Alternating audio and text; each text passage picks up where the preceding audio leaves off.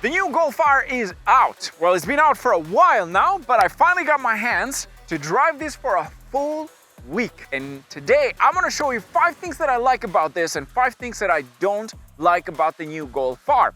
And the most important thing is that I've also talked to the owners, which have come to my videos for drag races, how they like the new Golf R and what they don't like about it. So if you are in the market for a hatchback, well, this video is gonna help you quite a lot because we're gonna get to the details, things that annoy me about this thing and what I absolutely love about the Golf R. So, let's roll!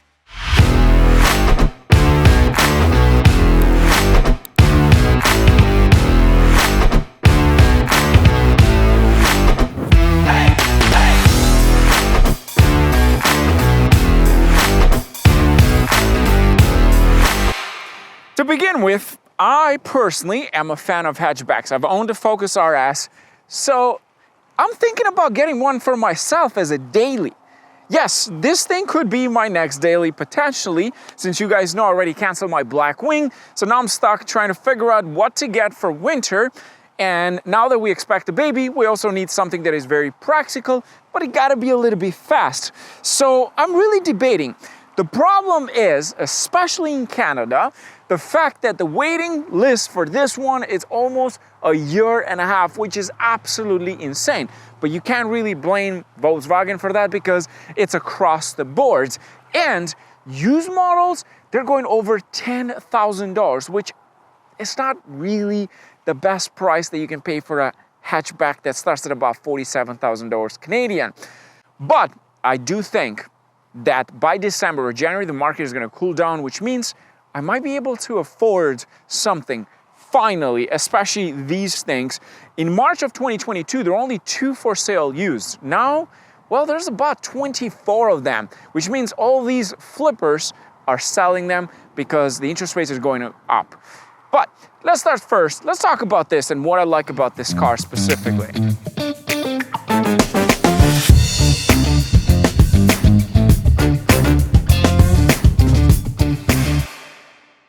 Numero uno, the fact that the new Golf R comes with 2 transmissions. Yes, you can pick a 6-speed manual transmission, all-wheel drive, or a DCT. The one that we have for today's video, it's a DCT. The little thing that I don't like about it is the fact that this tiny little thumb-looking gear knob, it takes a bit of time. But it's not annoying, you get used to it, but at first it kind of looked awkward, but it feels like every manufacturer out there is getting rid of gear knobs, as if someone complained about gear knobs. They work! Number 2.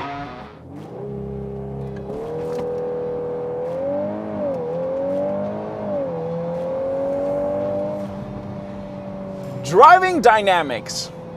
This thing is pretty quick. The 4-cylinder turbocharged engine is quite impressive.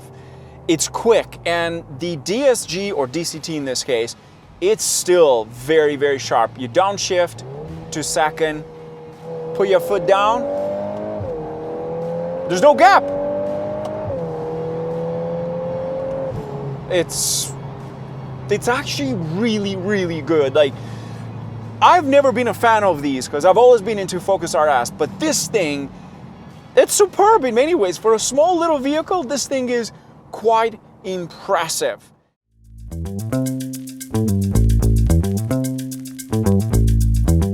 Number 3, the interior. They absolutely nailed the design of the interior. First of all, space. Look at this. I'm 6'2". I can fit in here perfectly. In fact, I had 4 people in here. I was the driver and 2 in the back and a passenger in the front, and everyone was sitting comfortably. And that is very important if you want to make this your daily. If you have a family, let's just say you're married, you have 1 child, this is perfect. It will do the job. In my books, this thing is absolutely amazing. Starting with the actual cargo space in the back, it is perfect. Enough space for a hatchback. Keep in mind, this is not a sedan. This is a small hatchback. And that's one thing I love about this. Everything else in here in the middle. For example, we have the wireless charging pad. You slide your phone and guess what? My phone is the 14 Pro Max. This thing fits in perfectly, no problem. It charges right away and there's a little light underneath. We got 2 cup holders in the center. You have your armrest in here, more space in here. You have more space on this side that you can slide your phone. You can even do this. And look at that, you got more space. Then move on into the center. We still have some buttons, but technically they're not really, they're touch buttons. And then you have 4 options for the center where you can control your menu, self-parking mode. You got your driving modes as well, your climate, in this case it's called Klima. And then you have the driver assistant package. The steering wheel itself, nice and grippy. Absolutely love this. It got the R badge located underneath. We have the infotainment display, which is touchscreen, and most importantly, we have a full digital cluster and a heads-up display, which I absolutely love in this vehicle. There's also a sunroof. You got so much to play around. The driver's side, it has power seats. The passenger, unfortunately, doesn't get the same treatment. You only have powered recliner, which is okay. But guess what? You got heated seats and ventilated seats, Android Auto and Apple CarPlay. Apple CarPlay, I'm connected wirelessly, so you jump into the car and it starts right away. Full camera view and parking assist as well with parking sensors around the vehicle. Driver assistant package is there. It literally has everything, and you're looking at about $47,000 Canadian. Meanwhile, in the US, it's about $40,000 US. That's, of course, if you can get it at MSRP. But the amount of tech features that this offers, absolutely love that.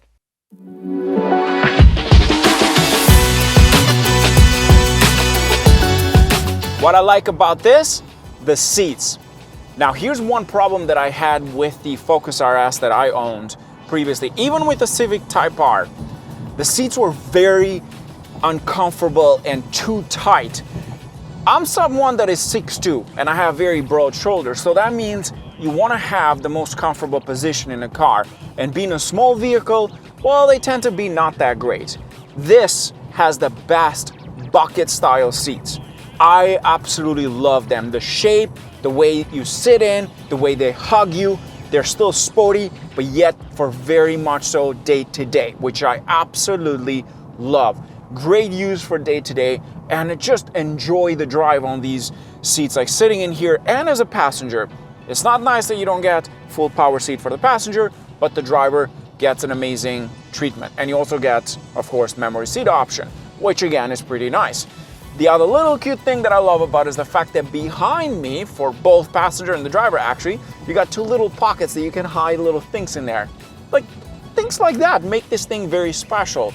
But what I love the most is how they hug you when you go around the corner, when you're doing a long trip. I don't feel like I'm being squashed in. They feel almost perfect in many ways. And that for me is very important.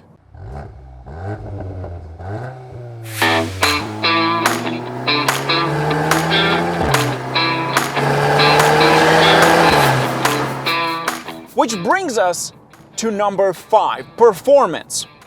Out of that 2-liter turbocharged engine, this thing makes about 315, 316 horsepower.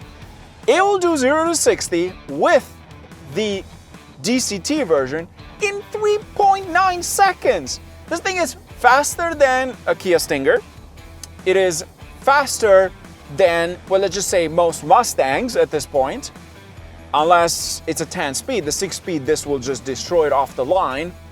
You have a drift mode, there is a Nürburgring mode, and the beautiful thing is that you got one button on the left side. You can go with that button from comfort, sport, race, and you can even do custom. In race mode, you have drift mode, you have Nürburgring mode.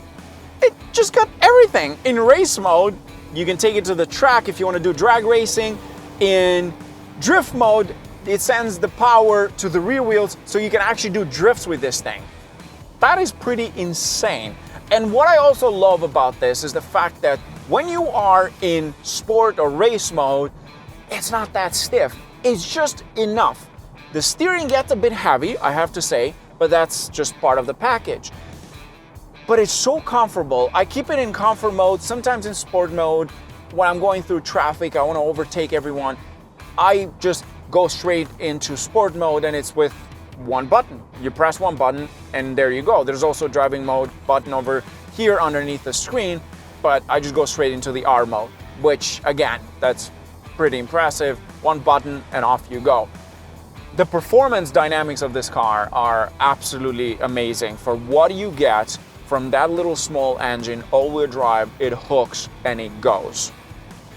And I like that.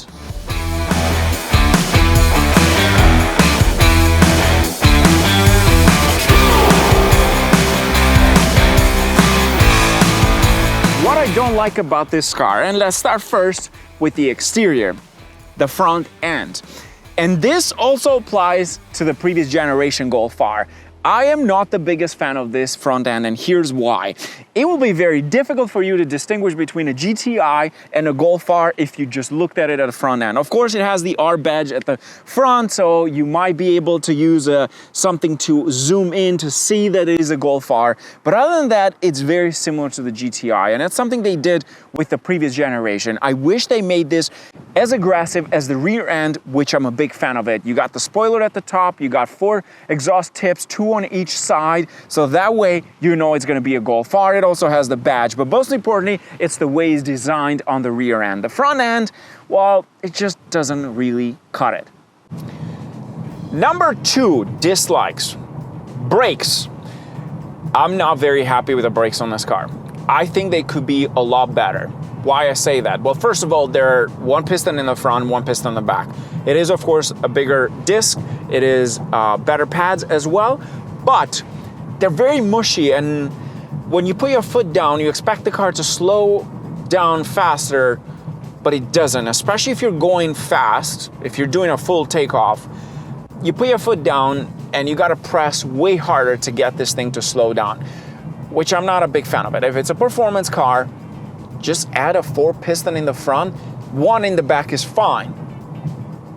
But 1 piston in the front in 2022 for $47,000, not really happy with that. Number 3, the infotainment display and the buttons at the bottom. First of all, when I want to turn on the heated seats, well, you think it might be this button over here, but it's not. It goes into a menu, and then this is like, you have to press this many times, and it's not as quick. Is the most annoying thing about this system. And these over here are technically touch haptic style buttons. So to increase the temperature, you do that, and sometimes it doesn't do the job as well. It doesn't react as fast.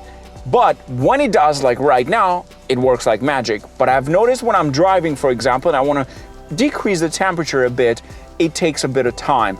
And this stays on for a bit, and the same thing for the passenger side, but mostly how the buttons work. And my problem with these buttons in the long run, if they break or if one breaks, you might have to replace the entire thing. Oh, it also has this option, which is pretty cool, but it doesn't, like, even that doesn't work all the time. You have to be really close to the screen. But in case if this breaks down or one of these breaks down, that's for the volume, I think you might have to replace the whole thing, which means after warranty, it's gonna cost you quite a lot of money, in fact, because it's an entire unit that has to come out. That's the problem with this system.